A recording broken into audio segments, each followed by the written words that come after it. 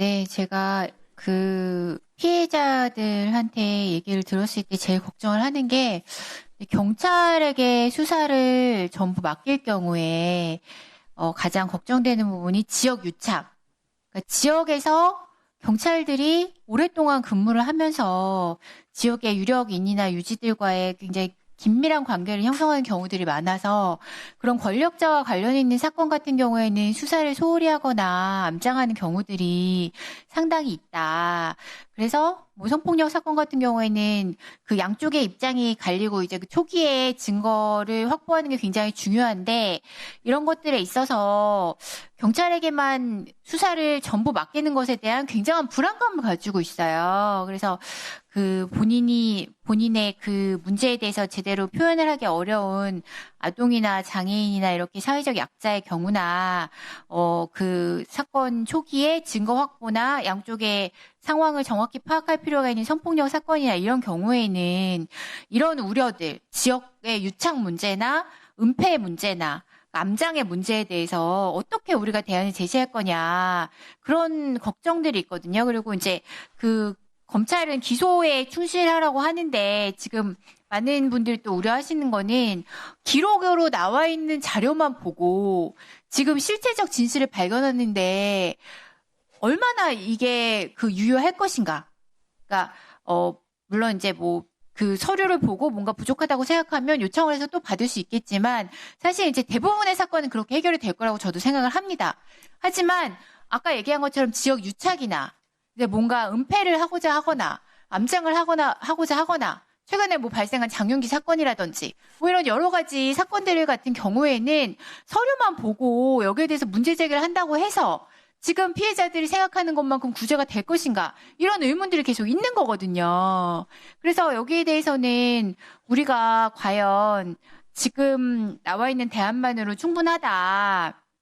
그러니까 이런 암장 문제나 은폐 문제나 지역의 유착 문제 그리고 그 이제 증거가 제대로 확보되지 않았을 때 그 사실을 어떻게 발견할 수 있을 것인가 이런 문제들에 대해서 어떤 방식의 우리가 해법을 내놓을 수 있을까 저는 좀 고민이 되거든요. 그래서 이 지점에 대해서도 좀 의견을 주셨으면 좋겠습니다. 예, 사실 저희 법무부에서 고민하는 게 바로 그런 측면에서 경찰이 수사한 사건들 전체는 아니라도 정말 뭐 취소한다고 하면 그 사회적 약자 관련된 사건들에 관해서만이라도 검찰의 정권 송치를 의무화하는 게 그래갖고 검찰이 다시 한번 리뷰할 수 있다는 거. 그 자체만으로도 경찰의 자유적 수사를 갖다 좀 어느 정도 그 제어할 수 있으니까 그런 의미에서 정권 송치를 얘기했던 겁니다, 사실요.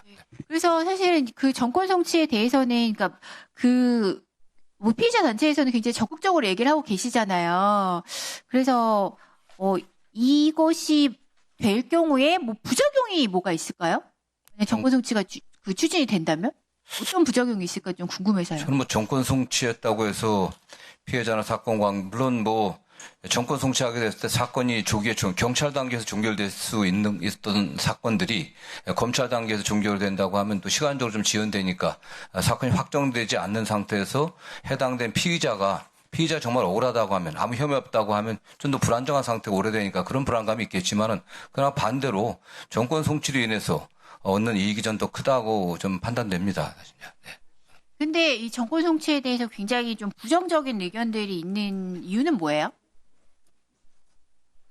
일단 경찰 입장에서는 본인이 최종적인 사건에 대한 최종적인 결정권을 갖고 있다는 게 굉장히 중요하지 않겠습니까? 네. 그래서 이제 제가 좀 요즘에 듣고 있는 얘기들 중에 하나는 또 경찰들이 사건에 대한 종결권을 갖게 되면서 경찰 정관이라든지 이런 사람들이 또 굉장히 좀 고액의 수임료를 얻고 또 사건에 대해서 좀 적극적으로 이제 활동을 한다는 것에 대한 또 그 현장에서의 우려들 이런 것들도 있더라고요. 그래서 이런 문제들에 대해서는 좀 우리도 고민을 해봐야 되지 않나 싶은데요. 네, 그렇습니다. 네.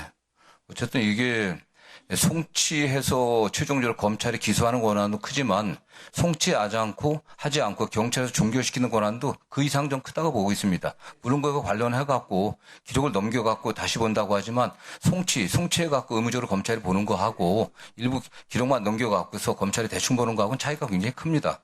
그래서 또 이제 나오는 얘기 중에 하나는 이제 그 그 보안수사권 아예 폐지한 대신에 그러니까 경찰이 하는 수사에 대해서 검찰이 좀 초기 단계부터 자세히 들여다보고 문제가 있으면 지적해주게 하는 그런 방식도 좀더 해결을 하기에 더 유리한 방식이 아니냐 이런 문제들이 있잖아요. 맞습니다. 초기 그 입건 단계부터 사실은 경찰과 검찰이 유기적인 협력 관계를 맺어야 됩니다. 그 유기적 협력 관계가 말은 쉽지만 굉장히 어렵습니다. 왜냐하면 우리 국가 행정기관들 사이에서 의원님들도 잘 아시는 것처럼 칸막이 굉장히 심합니다. 더군다나 수사기관 사이의 협력 관계가 굉장히 어려운 상황입니다.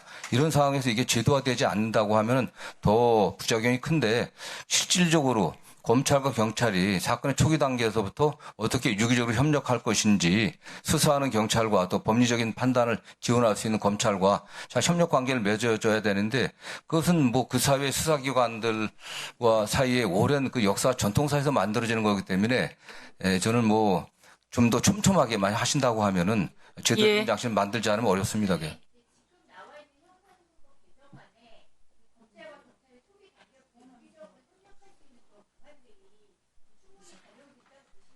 그런 면에서 저는 예를 들면 뭐 중수청 관련해서 중대한 범죄 같은 경우는 굉장히 어렵습니다. 공소유지도 굉장히 어려운데 최종적으로 중수청이 수사해갖고 뭐 일정 사건 같은 경우는 이제 불송치하고 송치했을 때 그 송치했을 때 검찰이 알아서는 안 된다고 봅니다. 중대한 사건이기 때문에 초기부터 사건의 입건 통보부터 해갖고 검찰과 공소청과 유기적으로 어쨌든 협력할 수 있는 그런 걸 좀 만들어주는 것도 굉장히 필요하다고 봅니다. 없습니다. 네, 그렇습니다. 예. 중요한 사건 간에 지금 긴밀히 협조하지 않습니까?